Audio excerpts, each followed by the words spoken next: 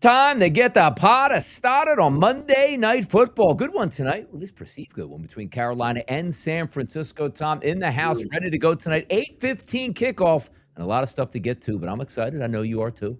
I am. I think we are in for a better game compared to what we had last night. At least I hope so. I think the 49ers win. If I had to pick a side, I would say that they cover. I just don't see the Panthers being able to keep up with them when it comes to scoring. The total is super tough, but I think we're in a good spot for props tonight. Yeah, I put my NFL pick'em pool, having a good weekend this weekend again. My last pick is actually getting the 7.5 points from Carolina, but I don't love that there. I think this game could be close at this point. There's a chance that the 49ers could work them. Yes, there is. But I saw over the touchdown from last week, so I kept it there. We do have sevens. Like BetMGM just flipped. And let me just put this up here so we can take a look together at this. Looking at the numbers right now, you see here, 7 at the opening number, 7.5 at a lot of books, 7 now, minus 120 at BetMGM. That total, though, Tom, 47.5 at FanDuel. We're now seeing that 49.5, 48.5 across the board. We are expecting points. And again, for one of those weeks that we absolutely loved, 58 degrees, 57 degrees at kickoff, Tom. No wind, no rain. Perfect weekend so far to cap it off at. Absolutely perfect. I will say my first look in this game is under 25.5 in the first half. That's on, I want to pull that in because we're talking about the total. I'm not going to be surprised if the game ends up going over, but 25.5 is an unusual line. And that obviously correlates with it moving from 47 to 49. But we normally get 23s and 24s for first half totals. I will take a 25, and that means we need 3 touchdowns and 2 field goals or 4 touchdowns. I don't see that happening. The Panthers start off slow. They're just not a high-scoring team game in and game out. Yeah, look at the FanDuel. Again, 7.5 there listed there. Money line's pretty expensive either way. 49.5 as the total. We get it started here. But looking at these two teams, like sometimes you're taking the microscope look at the season. A couple games where Darnold started there. Bryce came back last week, threw very well. The same thing with Brock Purdy.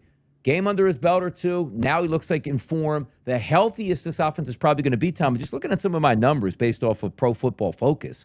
This is actually, if we look, the Giants were the worst team that they faced. And, ground game there, 28 carries, 106 for Christian McCaffrey. But outside of that, you had the Texans number 4, the Falcons 18, the Bucks 11th, the Rams 2nd, the Seahawks 7th, Saints 17th. You had the Cardinals 20th and the Jags 13th. Pro Football Focus has the 22nd ranked defense here with Carolina. And the thing I love the most, Tom, looking at the quarterbacks here tonight, let me just put up some of these prop bets. 2 really bad pass rushes tonight. I love that.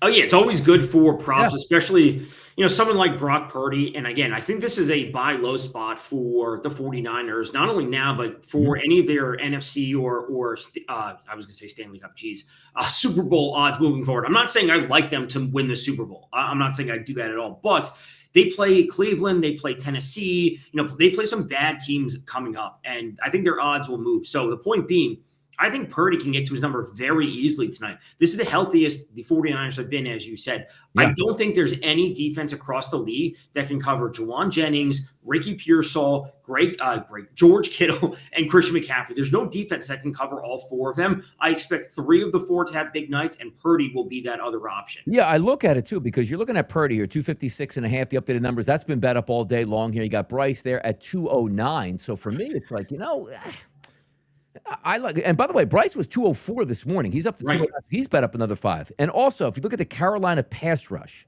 32 teams in the NFL, Tom, Pro Football Focus, 31st rated pass rush, which means you are going to have time to throw. And we'll get into the wide receivers in just a few moments. And the same thing with this Brock Purdy number. 1.5, Tom, that's been bet up. It's now 196 at FanDuel. That was around that 165, 170 price earlier. So people looking at this game and sending these prop bets north. They should be, and especially coming off of, a good performance from the 49ers last week. I'm not going to say it was amazing. I know that the points would indicate that it was amazing, but we have to take their opponent, the Cardinals. You got to take that with a little grain of salt. So they maybe exceeded expectations, but this is a spot for the 49ers home prime time to drop another 30-plus points. And again, I always say this, like they want to build that team mojo and that confidence going forward now that they are fully back and fully healthy, just to have that momentum going into the final third of the season. That's what they should be looking to do. So to see Purdy's numbers get inflated from minus 160 up to minus 196, that should not come as a surprise given the defense that they have on the other side. And I think he's going to slice them apart tonight. Yeah, you know, it's a good look here where they should be able to score points, but also, as we always like to say, Tom, you need that running mate, and you might be able to get that because again, San Francisco's defense isn't very good in the secondary, not a great pass rush. If you can get a semblance of a running game with Rico Dowdle back there, I think that play action passing can work because I know we're looking at some of the similar guys, but the receiving props tonight, George Kittle obviously is going to be a popular opinion. Same thing with Tet McMillan, of course. McCaffrey out of the backfield. It's crazy that running backs are listed around 50 yards. Juwan Jennings been bet up a little bit today. Ricky Pearsall, he was hovering around 39.5 at FanDuel, Tom, 42.5 now. Same thing with Jalen Coker, Rico Dowdle, Jatavion Sanders, Xavier Legette. There are some options in here, but I know you were looking for today earlier at one of those 49er wide receivers that you really liked. Yeah, it's Ricky Pearsall. I really like him. I just believe in the talent overall that he is. He's a former first-round pick, as we know. Yeah. Obviously doesn't have the biggest sample size. He missed time last year. He's missed time this year, but he's a great downfield target. He has a 15.2 ADOT, which is average depth of target. And again, when he gets downfield, he's going to get open. The defense is not going to take away defenders to not cover McCaffrey and not cover George Kittle in the middle of the field. This just leaves time and space for Pearsall to get down the field. And we look back at his game log from this year and last year, he's routinely breaking off 30, 40-yard receptions. He was great to start the season in the first 3 games. He got hurt. I think he could very easily go over his number. Last week, he played on 75% of snaps, 1 catch for 4 yards, whatever it was. Yeah. They need to have him fully involved in the offense to be an absolute machine and push things forward. Like, they need to have all options firing.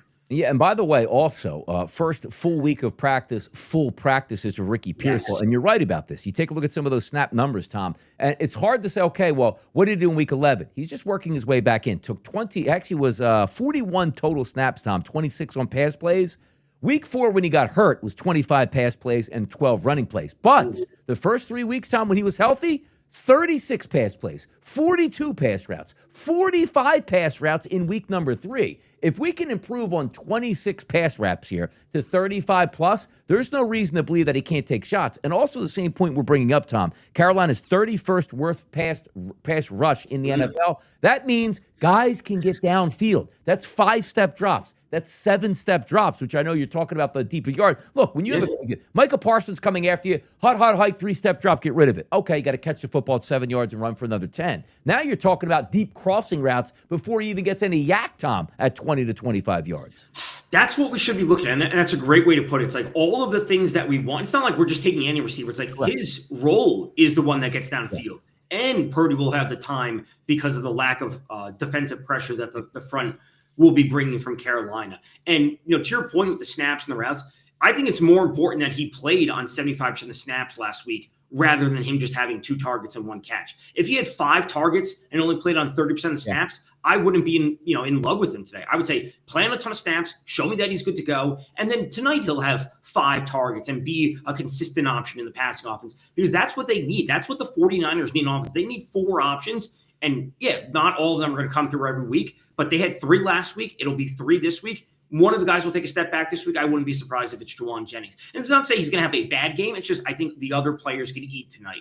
And also, we're not playing off of a guy that should be a target monster. Like when I talk about Detroit, I loved Amon-Ra St. Brown to get 80 yards yesterday. I mean, I should have went 100 plus, but beggars can't be choosers at this point. But we understand when they drop back to pass, it's number 1 target, Amon. Check again for Amon. Oh, he's not open again? Now let's go to everybody else. And by the way, Jameson Williams, he's probably going to lose it. Thank God he got paid because he's losing his mind right now in Detroit, but that's neither here nor there. But the reason I'm bringing that up is, as Tom is also pointing out, Robinson Jennings. That's not, oh my goodness, they're going to get 10 targets apiece. Like Ricky Pearsall should fit right back in. George Kittle, tight end, I do think has a nice day. One thing that they don't do well, talking about, the Panthers, covering tight ends, I think Kittle has a legitimate chance to score a touchdown tonight and have a lot of success, but it's also based on Brock Purdy.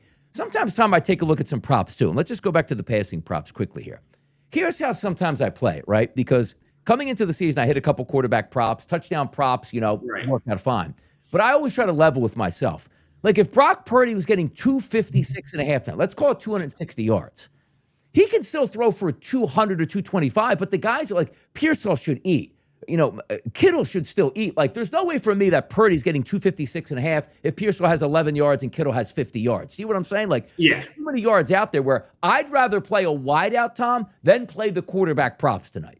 I think that makes a ton of sense. And, again, it comes down to, what people out there like to Yeah. do. Like sometimes it can be confusing for different offenses. They're like, I don't know who he's going to throw to, but I know he's going to be throwing, so I'll just take the quarterback. But to go to the receiver that you love, to your point about Kittle, the Panthers are in the bottom 10 of the league for the most receiving yards allowed to opposing tight ends. So going to Kittle, going to Pearsall, taking those two, I think it's a very reasonable route to go about it. Now, let me talk to you about this, Tom, because, again, I went over all McCaffrey's numbers as well. Good deal. Like, the Rams are number 2 right now ranked for Pro Football Focus. 12 carries, 30 yards, 22 carries, 57 yards. Not a lot of success. You take a look at the Seahawks, top 10 defense. You have the 22 carries, 69 yards. The Saints actually had a top 10 defense when they were playing them here for the running game, 13 for 55. But when you start to talk about the teams a little bit down further, the Falcons, the 25th running defense in the NFL, 24 carries for $129. You take a look at the Giants, Tom, 31st ranked in the run,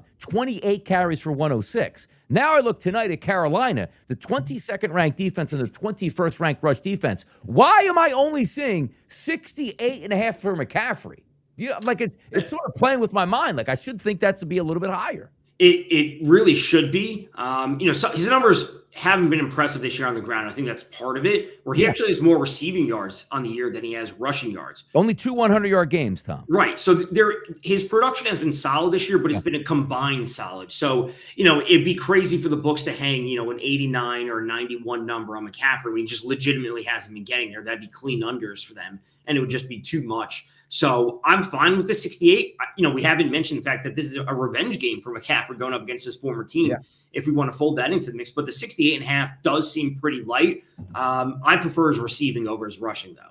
Yeah, things are getting better. By the way, Rico Dowdle up to 75.5 here, as you see on FanDuel. And then you take a look at Brian Robinson Jr. He's been bet up as well, Tom. 24.5 earlier, now up to 27.5. So the people out there figuring both of these defense could get chewed up in really good weather tonight. But talk to me here about Rico Dowdle. He seems to me like a key to the offense because I like Ted McMillan in a couple shots tonight. And he said, well, 75.5, that means he's going to run the football. No. That means if he has success on the ground, everything is going to be more viable where you can't have the pass rush. And again, San Francisco doesn't have a great pass rush to begin with. But how do we think Rico Dowdle, 75.5, like if he's rushing 80-plus yards, they got a legitimate chance to win this game then? Yeah, that would be the correlation of Rico going over. Personally, I think the number is too high at this point for me to bet the over. Yeah. I'm not saying I like the under, but he has been steamed up over the past few weeks. And listen, he's looked great this season when he took over for Chuba Hubbard. I don't think Chuba Hubbard is a good back at all. Like he's just a league average back. We had games early this season where Chuba Hubbard, his line was 50, 52.5, whatever it might be. He's down at 18. The tide is turned in Carolina. Do I think Rico Dowdle is the main option on offense that they should be going to? Probably, but it doesn't mean I want to be betting into his number. I think Ted McMillan is a far more interesting option to side with tonight. Yeah, let's take a look at some of these receiver props here because it seems like, it's really functioning from San Francisco. The expectations are we're probably going to get 3.5 to 4 touchdowns from them, which means they're going to be scoring and moving the football. It's a bad defense and not a good pass rush. But there is the opposite side of things. We just saw Bryce Young absolutely go nuclear. A lot of completions, a lot of yards here. And the guy that's always at the center is Ted McMillan. Now, Ted McMillan has been bet up just a little bit today, 66.5 at FanDuel right now. Then you take a look at Jalen Coker, who's injured for part of the year, back healthy now. Same thing with Xavier Legette. You have legitimate 3 wide receivers here for Carolina. If you're playing Carolina tonight, for me, I think Jalen Coker could be a little bit sneaky, but Ted, he's going to be the focal point tonight, Tom. He's going to get 8, 9, 10 targets if you figure that San Francisco's moving the football and they got a counter.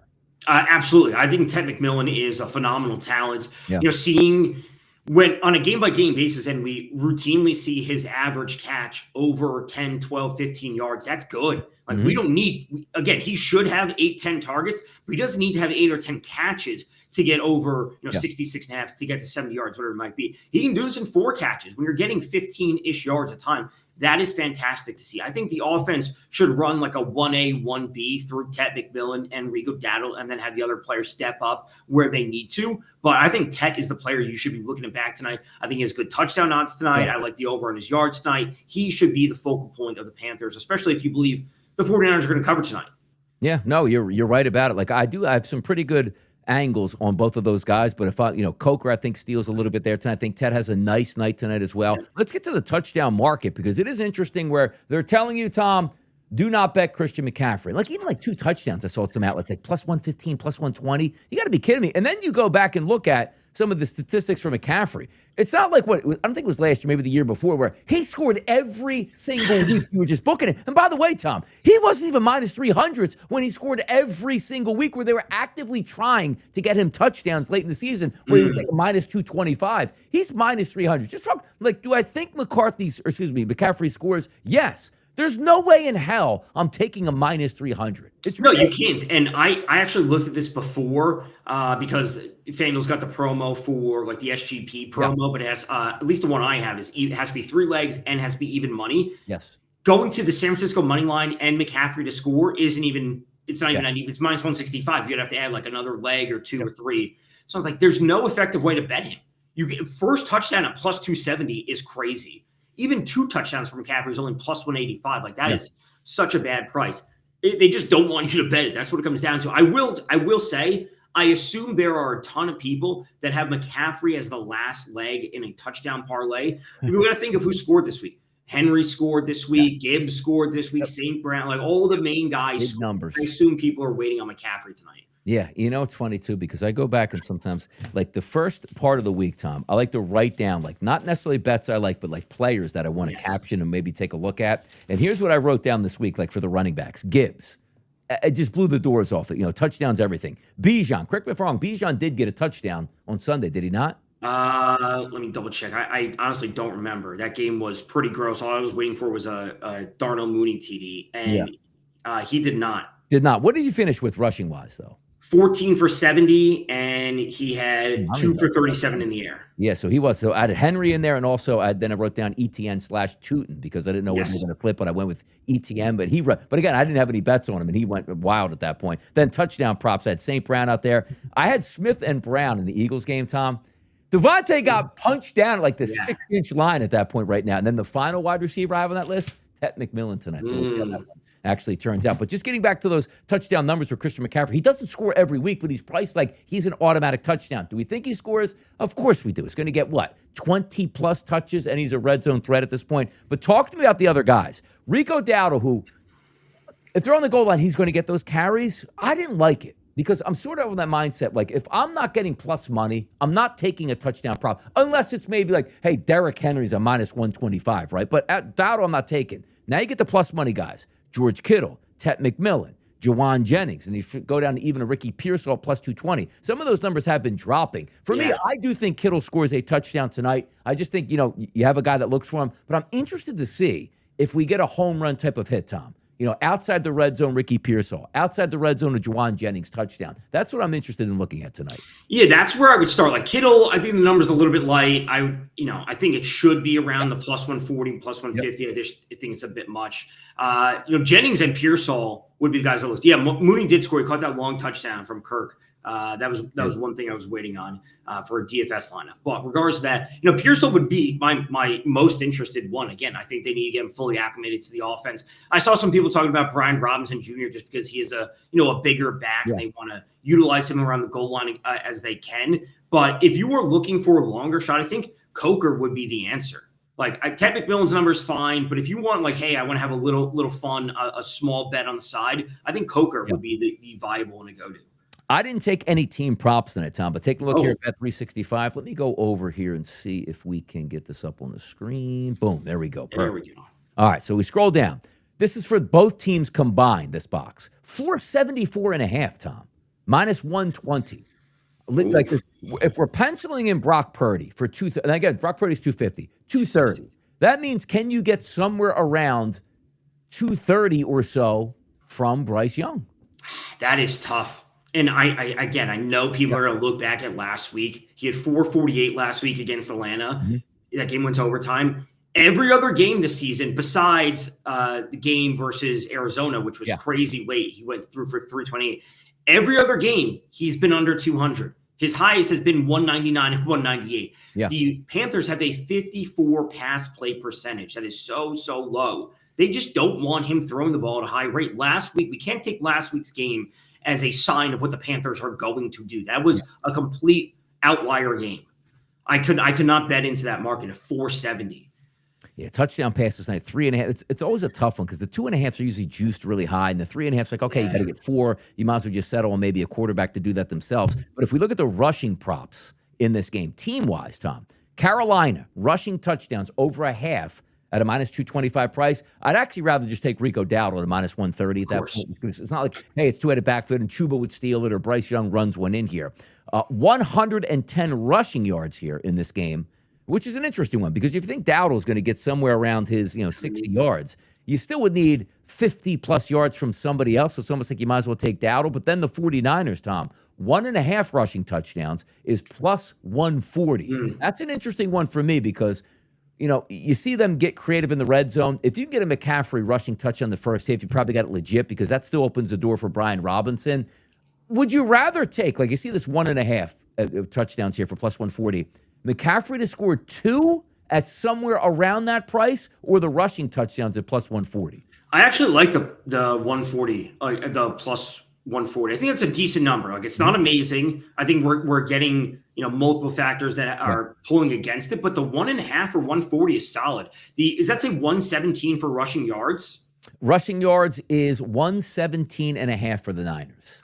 I don't mind that either. I prefer the rushing touchdowns. I actually, 1.5 for plus 140, I think is a good bet. Yeah, that looks like in the lower here, the rushing totals for the teams combined, Tom, 231.5, 53.5 rushing attempts, and 2 touchdowns. 2.5 is plus 125. Like the 3, would you? I don't like. I would just take McCaffrey to get 2 and 1 for Dowdle at that point. Yeah. That's. I think that would be the best way to go about it if you're looking from a game approach. But the San Francisco one, I think, is viable. Yeah, it's interesting stuff here. We'll go back here to FanDuel to see if we could pop up some other things here on some options, those game specials that we love to take a look at tonight. See what we got here. I'm always a sucker for the rushing yards. McCaffrey and Dowdle, 5 yards a quarter, 310. What are they saying? You're going to get beat in the fourth quarter, Tom, because the Niners are going to be up to double digits and they ain't running the football? Come on. That's what it would look like, but I mean, that is like I think that bet should come through. That's high. It should come through. And 310, listen, 310 is not a great price, but it should come through. And if you can get to halftime, I think you're live for that. I think you're truly live for that. Yeah, I would need a little bit more on this one, Tom. I always love the 1-and-1s there, 1 rushing touchdown, 1 passing touchdown from each side. I do think, like, if you push came to shove, I do think that hits. But it's one of those where it's like, oh, no, Carolina ran 2 in or Carolina passed 2 in. They don't have a chance to run it in. So sort of lay off that one right here. What else do we have here? What's the K Adams menu tonight? Tet McMillan and George Kittle to combine for a $125 receive. Minus 140, though. Come on, Tom. I said, I like this. And I saw the price point. I don't know about it. They get it, yeah. But come on, minus 140? Listen, that is a very reasonable bet. And honestly, I could swap out. Oh, this is a swap. But those are terrible odds. Jeez. Like it's a good bet, but those are terrible odds. Do you see this McCaffrey Dowdle 3 tutties for only 195? Yeah. Come on. So I was actually looking because I think we talked about it a couple of weeks ago that FanDuel stopped offering the 3 touchdown market. Yes. They have it back up. Where is it? Do they in the game specials? No, I saw it on mobile. I'm not seeing it on that was my favorite when they first started that a couple years ago. This might have been almost close to 3.5, 4 years ago. They had so many more of these like game day bets. You remember the game day bets? They were unbelievably so much fun, and I spent tons of money on those. And they really. So here it is. I see it on mobile. I don't know why I'm not seeing it on desktop. McCaffrey's plus 800 for 3. I think that's a better bet than McCaffrey and Rico to combine for 3 at plus 195. Right? You'd rather just take McCaffrey plus 800. Yeah, because he can catch and run. It's not like, hey, you got to get 3 on the ground. Right. So run one in, then you just give it up in the second half. Yeah. So, and again, I don't know why it's not showing up on desktop, but the 3 touchdown market is there on mobile. Yeah, damn these guys. You know what else shows up there too? That your way or my way. It doesn't show up on desktop. I don't know. Why does that show up on desktop? It's only on mobile. And I do see the touchdown props, the 3, and McCaffrey's listed at 4 touchdowns tonight. Yeah. Now, who do we have here, Tom? Like alt numbers that you're looking at tonight? Because I always like to take a look at some of those plus monies. Let's go to the receiving props tonight. Like if I look at Tet McMillan, you should be able to get away with a 75 plus 80. Like if you upped them like 80 yards, like what would that be here at? Let me just go over to Tet 80. Tet 80 is plus 140. On FanDuel. Okay, plus 140. Yes, I would see that happening here. McCaffrey, I don't know if I want to bump him up too much higher because it would be like 60 yards receiving at that point. Kittle, maybe a 70-yard night, but starting to look at some of Ricky P. Do we try? That's By the way, is he up to 45.5? Was he 43.5 when we got on the show? I think so. He was Yeah. 40, 42. Jesus. So like him going for Yeah. 60, if he has this, he does have the downfield potential, but his 60 numbers plus Yeah. 164. Yeah. So again, I believe in Ricky Pierce in his talents. Like as I always say, for a lot of these guys, like he's on my most important dynasty team in fantasy football. Like I drafted him last year. I'm a believer in his talents. I want to see him healthy and play. Him going for 60 yards, Donnie, like doesn't break the box or like 60 yards when his prop was 45. Like, yeah, he had a good game, but that's not shocking or shouldn't be shocking, I should say. Yeah, no, it's good stuff here. So there we go, Tom. We're at about game time tonight. A game that maybe you looked at again 2 weeks ago, 3 weeks ago. This game's going to stink. I don't think it stinks at all. Like I think we get action tonight. I'm telling you right now, Tom. Don't start slow tonight. Give me like a Niners touchdown on their first drive, and this game will be so much fun to watch. Because the one thing I like about Shanahan, he doesn't pull any punches. He doesn't wait around. If he can get 35, he's getting 35. I just need that active participant for Canales on offense to say, I got to keep slinging it down there. That's all I need tonight. That's all I need. That's what I would like to see as well. Objectively, I don't think the Panthers want to turn this into a shootout. No, I think they they want to win it lower scoring, but there may be just a simple need for them to do so if they fall behind by 17-3. Exactly. Let's have some fun tonight and get after it. By the way, this week is Thanksgiving, so Thursday and Friday, no football shows there, but Tom and I will be back on Sunday. Yep. Getting after it here for a nice slate, but 3 games, Tom, on Thanksgiving, 1 game on Friday. This is an awesome week for football. So people, don't sleep. A lot of turkeys, a lot of food out there. Don't sleep on it. Get your P's and Q's on it there and cross your T's and dot your I's. That'll do it for tonight's show. It's Tom Vecchio. It's Donnie Right Side here. Let's win some bets. We're out.